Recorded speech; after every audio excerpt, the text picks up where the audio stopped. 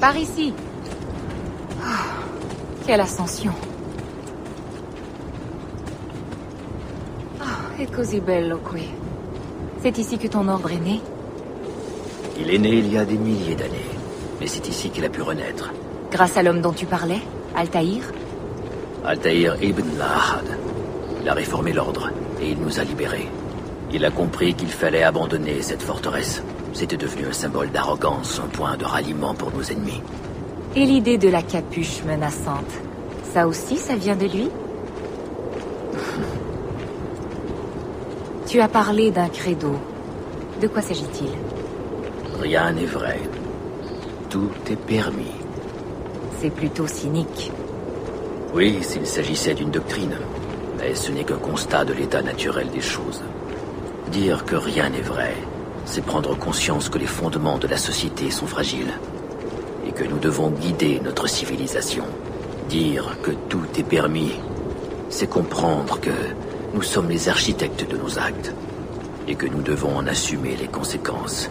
Qu'elles soient glorieuses ou tragiques. Par là! Regrettes-tu le choix que tu as fait? D'avoir vécu un assassin? Je ne me souviens pas d'avoir eu ce choix. C'est cette vie qui m'a choisi. Pendant 30 ans, j'ai servi la mémoire de mon père et de mes frères, et je me suis battu pour défendre les victimes des injustices.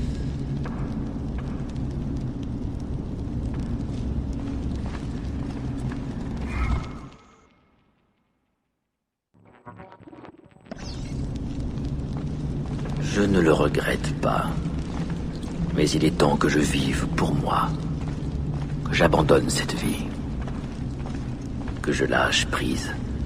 Fais-le, Ezio. Je serai là pour te rattraper.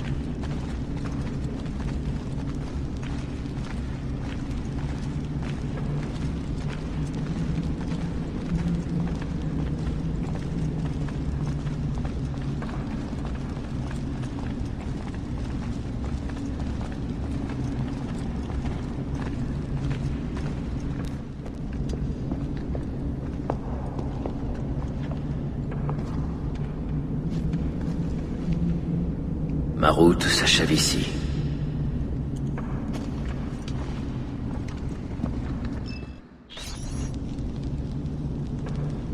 Qu'espères-tu trouver derrière cette porte? Le savoir par-dessus tout. Altaïr était un érudit et un auteur prolifique. Il a bâti cet endroit pour qu'il serve de sanctuaire à sa sagesse. Il a vu tant de choses et appris tant de secrets si étranges et dérangeants. Un tel savoir aurait poussé des hommes plus faibles au désespoir. Cela t'inquiète-t-il? Sophia, tu devrais savoir, je ne suis pas un homme faible. Ezio.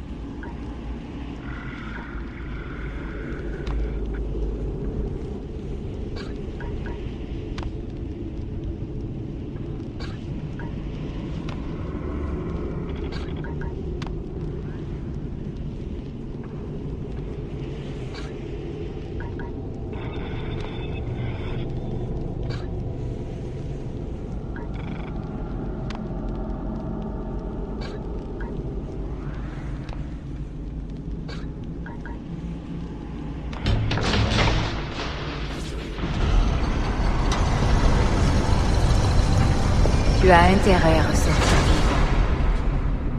C'est mon intention.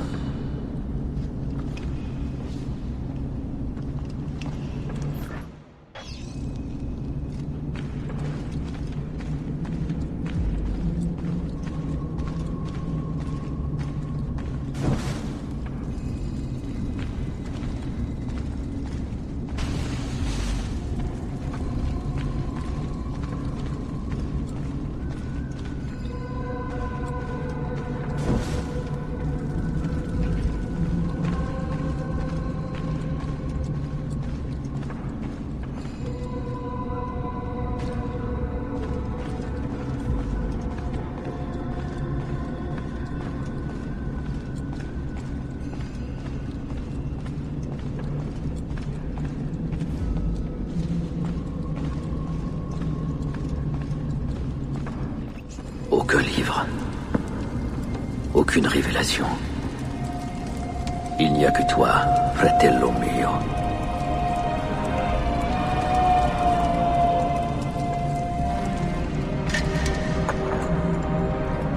Requiescat in pace, Altair.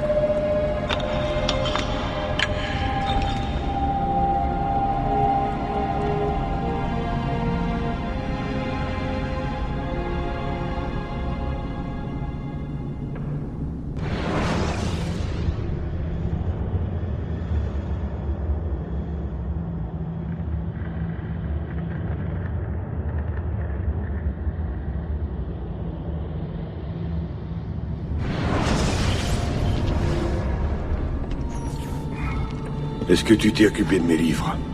Oui. Une partie a été confiée au Polo. J'emporte le reste avec moi à Alexandrie. Bien. Excellent. Père, je ne comprends pas. Pourquoi as-tu construit une bibliothèque si ce n'est pour y mettre tes livres? Il faut t'en aller. Au retour des Mongols, Masyaf devrait être déserte. Je vois. Ce n'est pas une bibliothèque. C'est un sanctuaire. Il doit rester caché, Darim, pour échapper aux convoitises, jusqu'à ce qu'il ait transmis le secret qu'il contient. Quel secret? Va, mon fils. Retrouve ta famille. Et sois heureux. Tout ce qu'il y a de bon en moi me vient de toi, Père.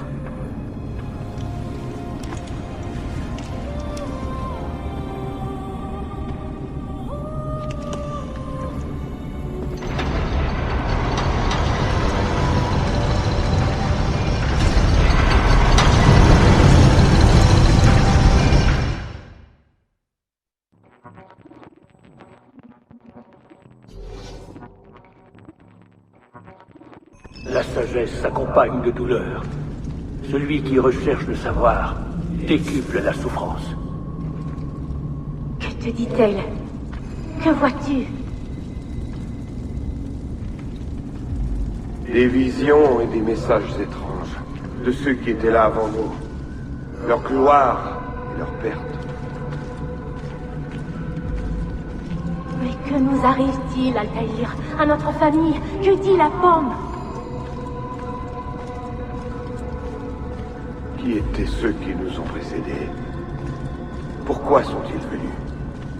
Quand sont-ils arrivés? Débarrasse-toi de cette chose! C'est mon devoir, Maria.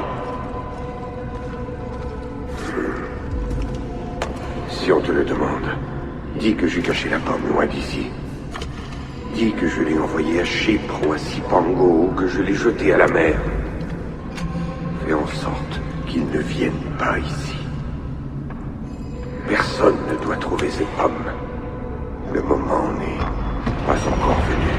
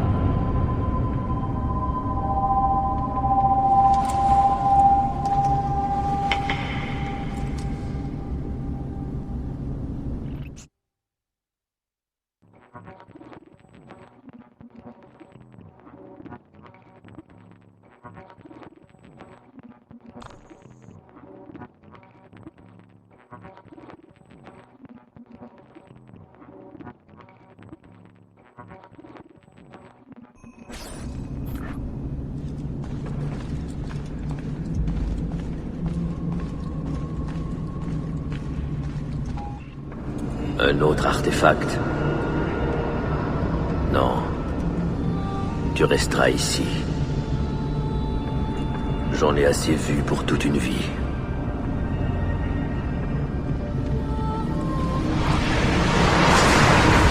Desmond? C'est à moi qu'il parle? J'ai déjà entendu ton nom, Desmond. Il y a bien longtemps.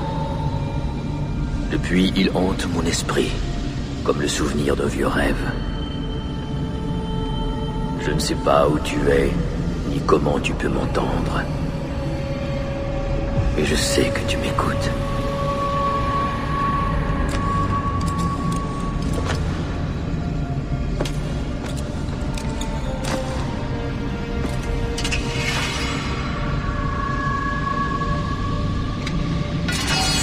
J'ai vécu ma vie comme j'ai pu, sans en connaître le but. Cheminant comme un papillon de nuit attiré par la lumière de la lune. C'est ici, enfin, que je découvre l'étrange vérité. Je ne suis qu'un messager, et le message que je porte dépasse l'entendement. Qui sommes-nous pour avoir ainsi la chance de partager nos histoires, de nous parler par-delà les siècles? Peut-être sauras-tu répondre à toutes mes questions. Peut-être es-tu celui qui pourra enfin donner un sens à tous ces sacrifices. Maintenant, écoute.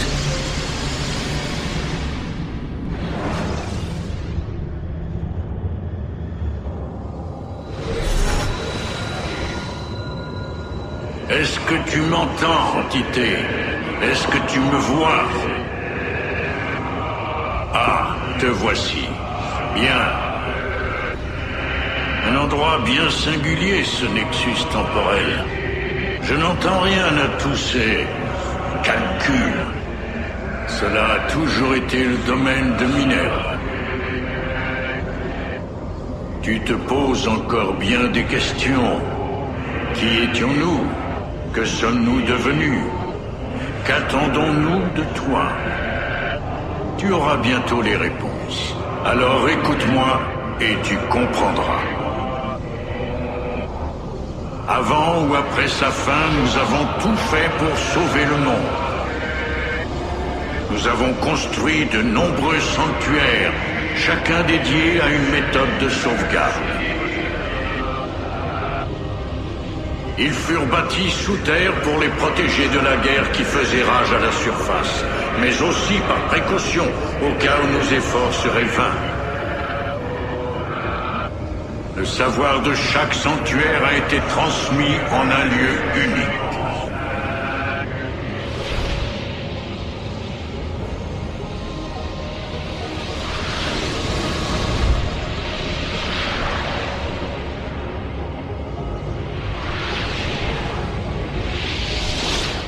Il était de notre devoir, à Minerve, Junon et moi, de trier et répertorier tout ce qui était assemblé. Nous choisissions les solutions les plus prometteuses et nous nous efforcions d'en éprouver les mérites. 6 méthodes successives, plus encourageantes les unes que les autres. Mais elles échouèrent et ce fut la fin du monde.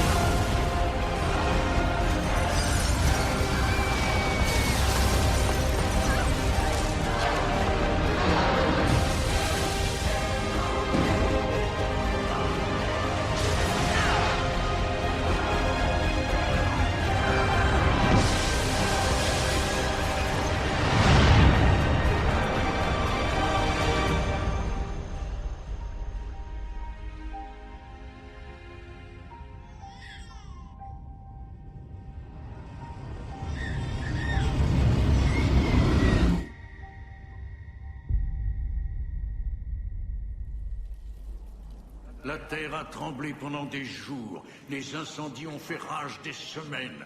Quand tout fut terminé, moins de 10 000 humains avaient survécu. Et nous n'étions plus qu'une poignée.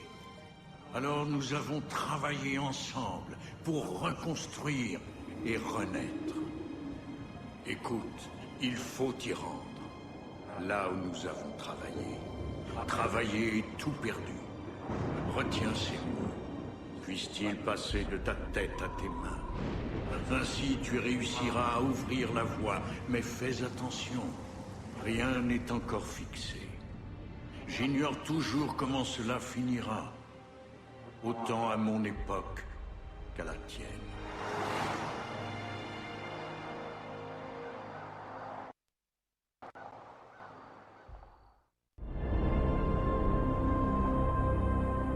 Hé, regarde, il est en train de se stabiliser. Il y a un truc qui se passe. Il bouge. Desmond, tu m'entends? Fils.